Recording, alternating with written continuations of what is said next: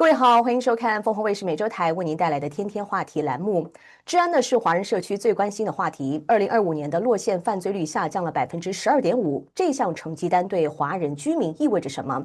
社区安全是否有实质的改善？今天呢，我们就为您专访到了洛县警局局长卢纳呢，来直面治安的热点。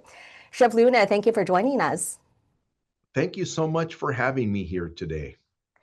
Sheriff, now when people hear crime reduction, they often think short-term enforcement. But when I look at your 2025 numbers, a 12.5% drop in Part 1 crimes, reductions in homicides, robberies, auto theft, it feels more systemic than that. So let me start here.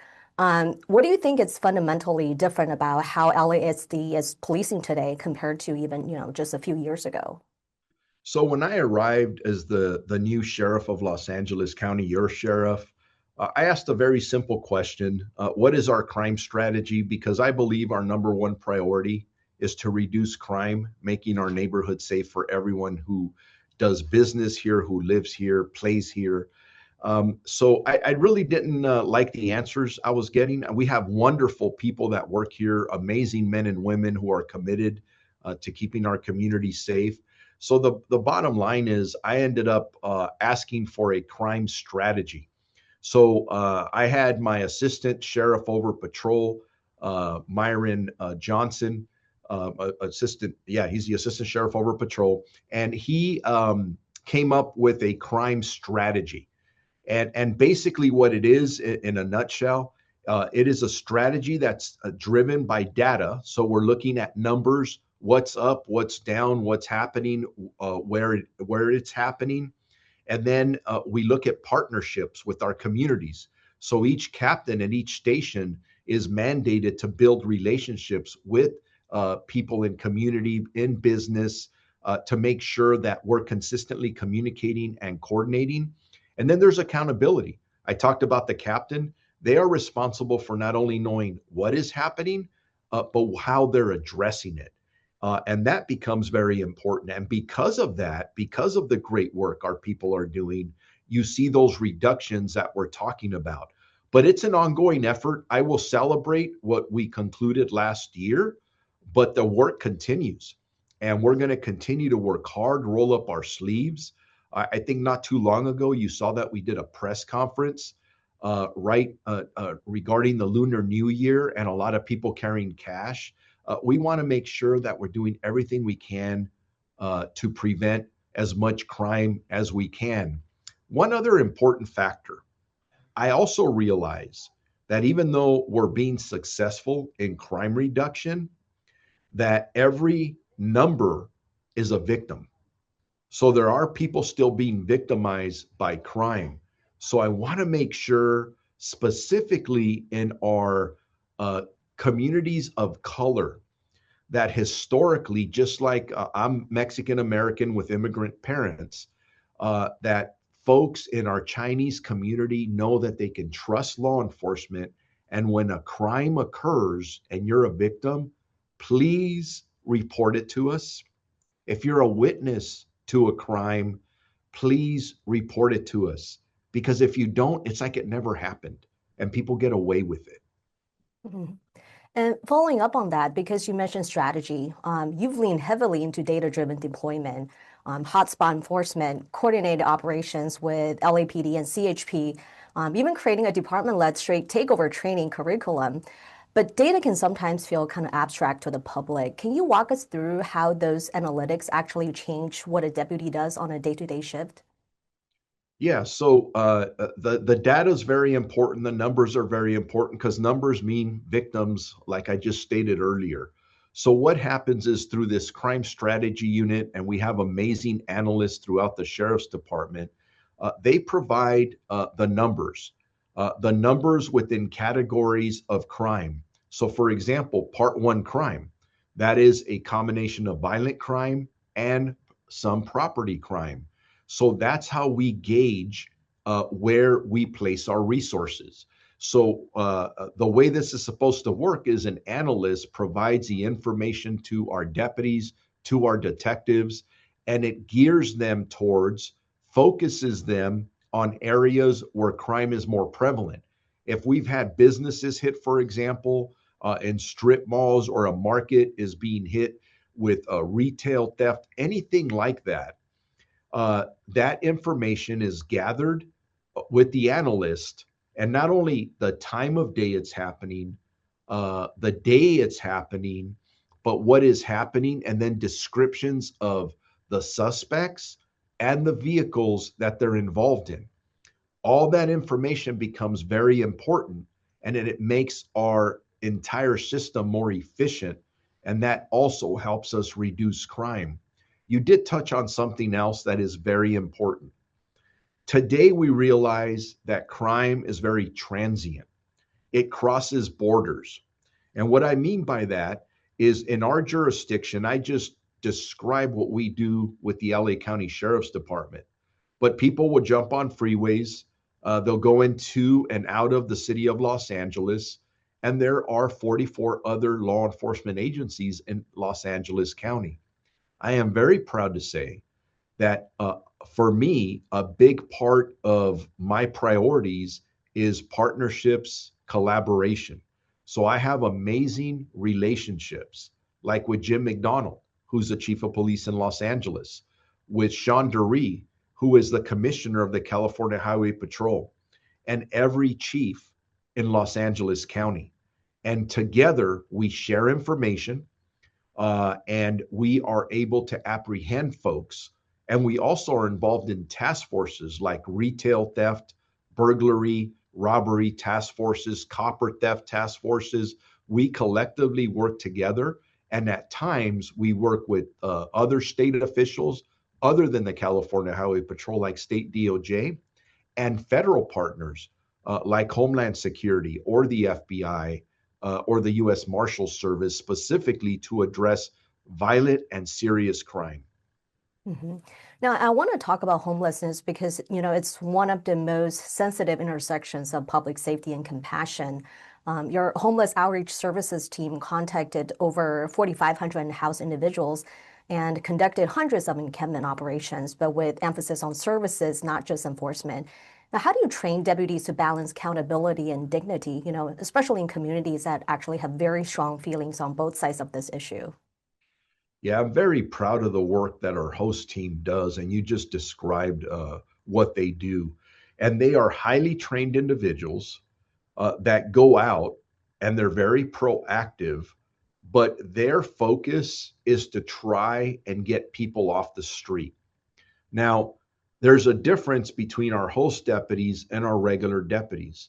If you as a community member call us either through 911 or our 7-digit line, and we respond to a call for service, usually they are looking for a potential crime that has occurred.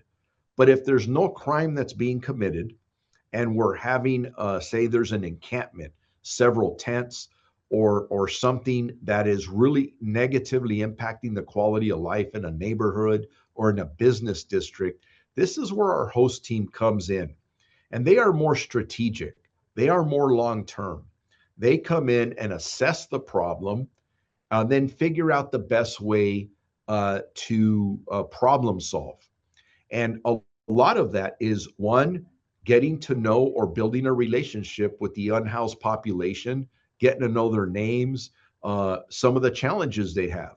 There's a lot of social issues that are out there. So if somebody is mentally ill, if somebody's addicted to narcotics, what can we do to put them on a path to get them off the street?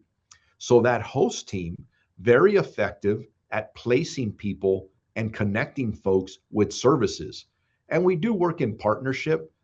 Anything that is this difficult of a challenge, we use other LA County resources, such as LASA, the Homeless Services Agency for the county, and other community-based organizations. So it's a collective effort. And you see a lot of before and after pictures of locations that they have cleaned. But I do want to, if you don't mind, I'd like to talk about something a little bit different, but it has to do with the unhoused. I have been out talking about my vision for a correctional care center to replace Men's Central Jail when eventually it gets torn down. Why is that important to homelessness? Well, I believe as I'm looking at our inmate population in my care, I have 51% of the people who are suffering from mental illness. I have a lot of other folks that come in and they're addicted. They have substance abuse disorders. So if I have a treatment center that is a custodial facility with working with partners in both government and community-based organizations, then we can provide wraparound services that hopefully when they get out, they're not reoffending. Or in this case, I don't want to be a pipeline to the homeless camps in our communities. So let's do something together to fix or help fix this challenge that we face, because it is a very difficult challenge. And it's all of us in government that have to work on it together, along with partnerships in the community. Now, stepping back a bit, because all of this really depends on staffing. Recruitment has been a national challenge for law enforcement, yet LASD seems to be bucking that trend.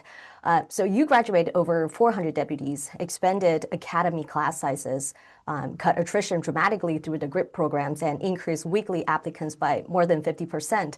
Now, from your perspective, what was the real turning point? Was it funding, marketing, internal culture, or something deeper about how the department presents itself to the next generation? Honestly, you just named a lot of the factors that contributed. As usual, when you're being successful, it's not just one issue or one person. So I did inherit a very significant staffing challenge for the sheriff's department. But it is important for everyone to know that I don't know of any large law enforcement agency that is not having challenges in recruiting and retention. And I'm going to talk about both. So one of the first things I did is I hired a marketing firm.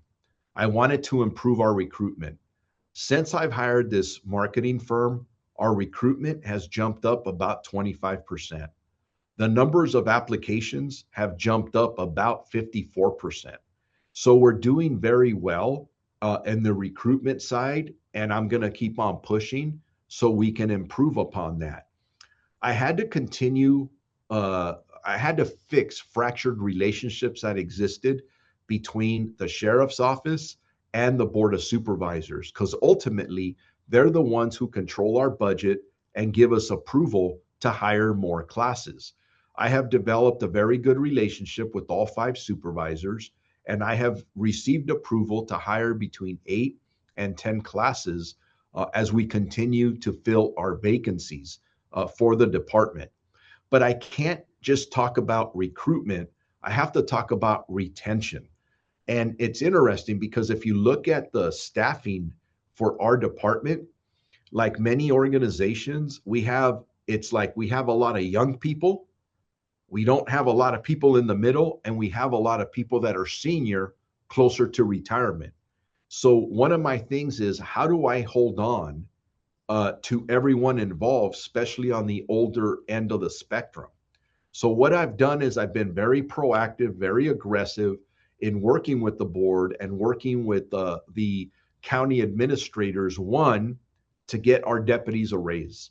Our deputies need to be paid equal or more than the agencies around us, because other agencies there's a lot of competition, and there are agencies offering people bonuses to leave.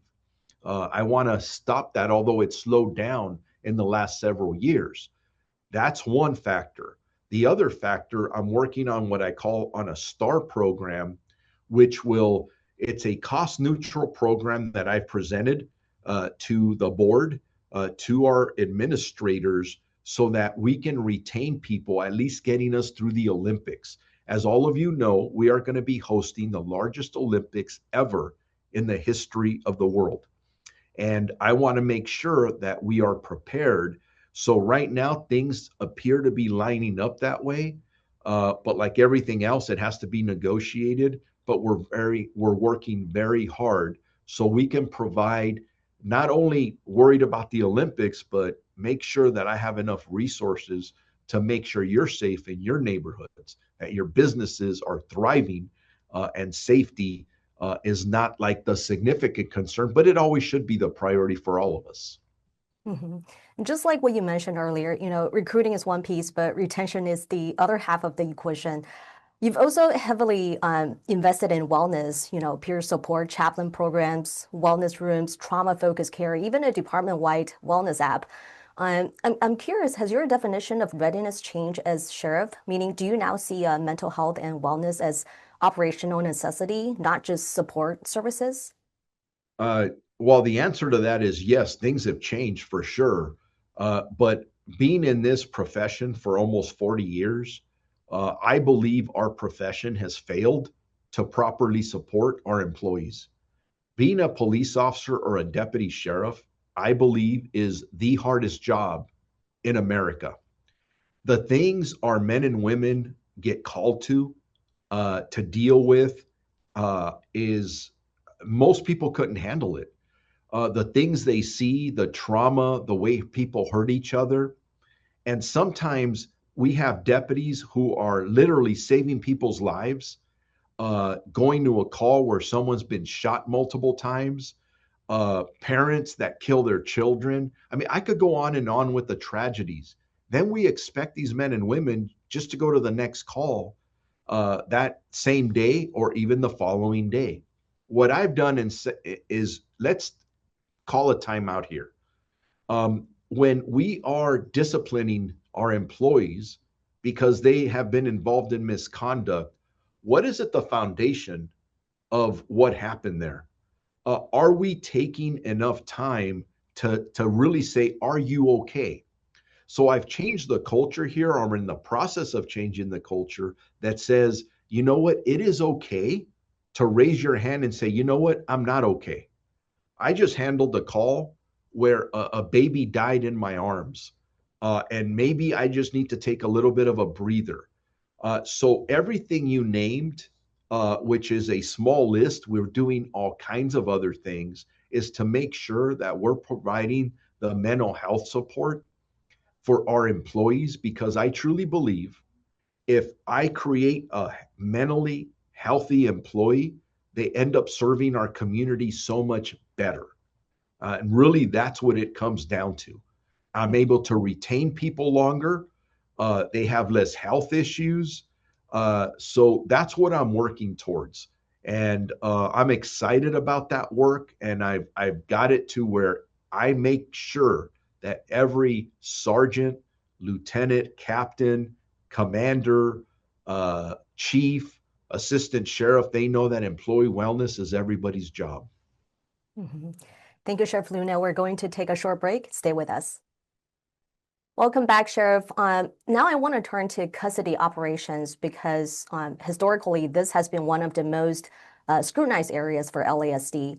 Now, in 2025, custody body-worn cameras rolled out across major facilities with over 1,000 personnel trained, and use of force incidents actually dropped nearly 20% in just 1 year. Now, from your vantage point, what has been the most immediate impact of cameras inside the jails on deputies, on incarcerated individuals, and on accountability?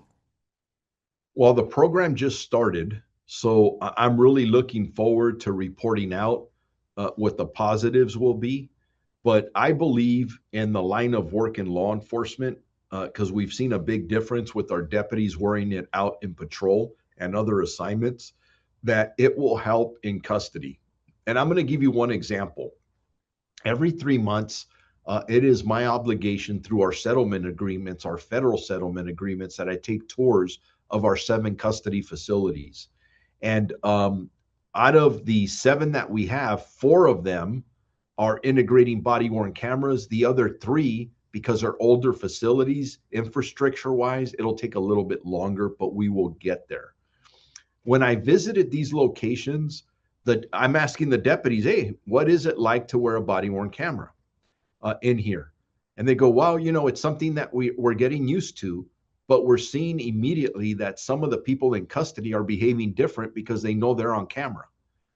Now, there's a lot of privacy issues when you're in a custody facility, but when our deputies are making contact with the people in our care, basically they tap their chest. That's how the camera goes on. And by the way, if I can just for a couple of seconds, have your audience think about the fact that what if you had to wear a body-worn camera while you're at work. I've had to do that when I go out on a ride-along, for example, remembering when to turn it on, when to turn it off.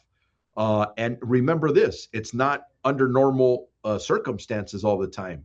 What if you're jumping out of the car because there's a hot call going on and you have to intervene in something? There could be shots being fired. You got to remember to turn it on. And I should say this just so everybody knows.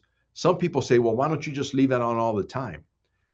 If technology, it's a cloud-based system, and the storage, it would be unaffordable to us. So the policies say that you turn it on when you're interacting with the public. But it is going to make a big difference, I believe, as we move forward to integrate it into our everyday operations. And you also mentioned a lot of the trajectory that we're on in custody. We're making a lot of improvements. Use of force is down significantly at a time where our inmate population is increasing as a result of Proposition 36. I mentioned the fact that 51% of the folks in my care are mentally ill. That is another challenge that we have. But there's other improvements that we made. Just about a week and a half ago, I was at a grand opening in our inmate reception center, where we just opened up a new area that does medical and mental health evaluations as the people are coming into our custody.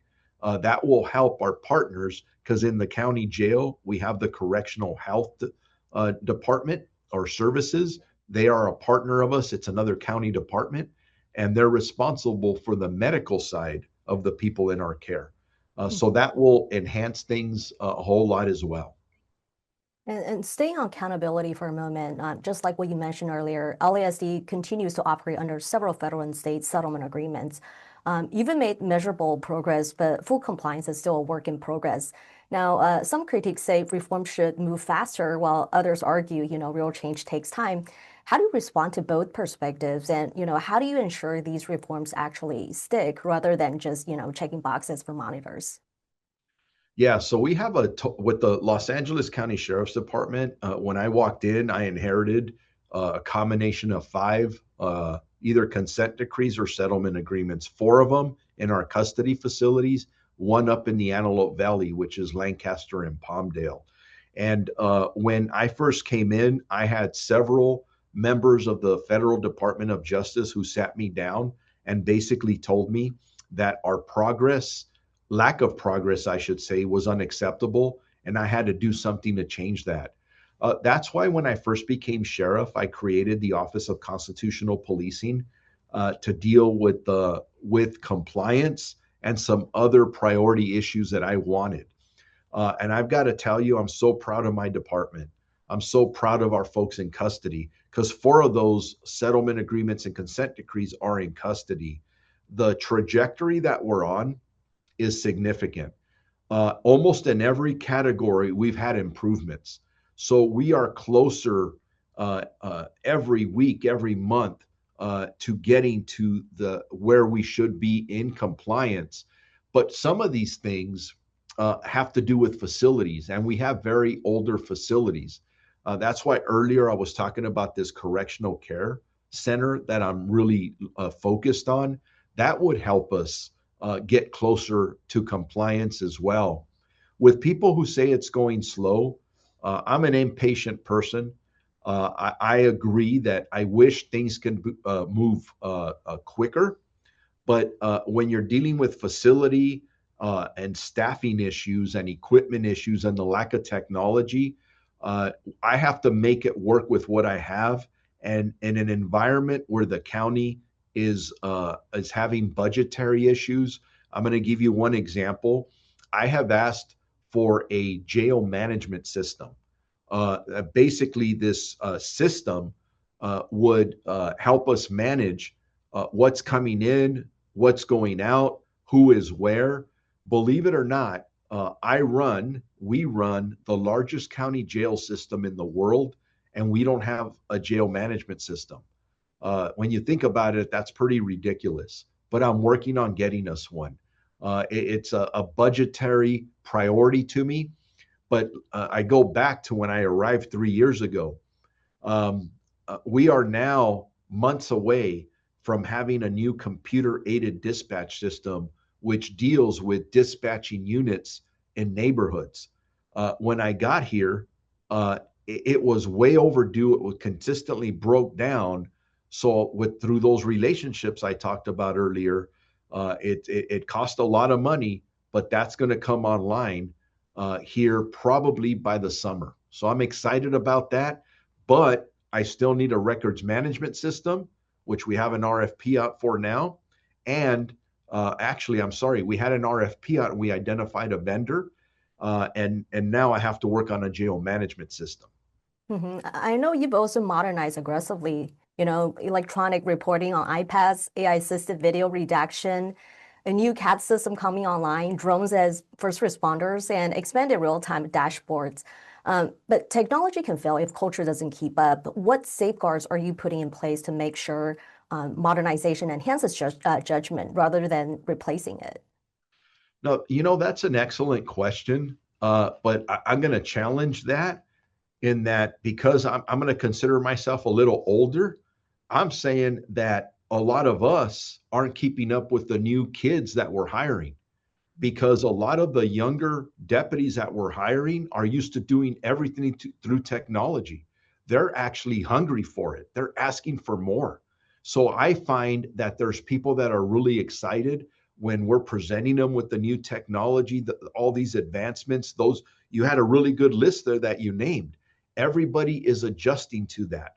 Now, at times people are worried because it's like, well, how's my job going to change, or what process is going to change? And the processes aren't really changing. It's just I'm making it more efficient. So those dashboards you're talking about allow our supervisors, our lieutenants, our captains to be able to mentor employees when, say, for example, a mistake is made. Who is doing what. And it is about training. It's about mentorship. It's about proactive supervision. That's how we reduce the risk in our department. So I think it's a really exciting time. And I got to tell you, it's very rare that I hear any employee complaining about, hey, we're going too fast here.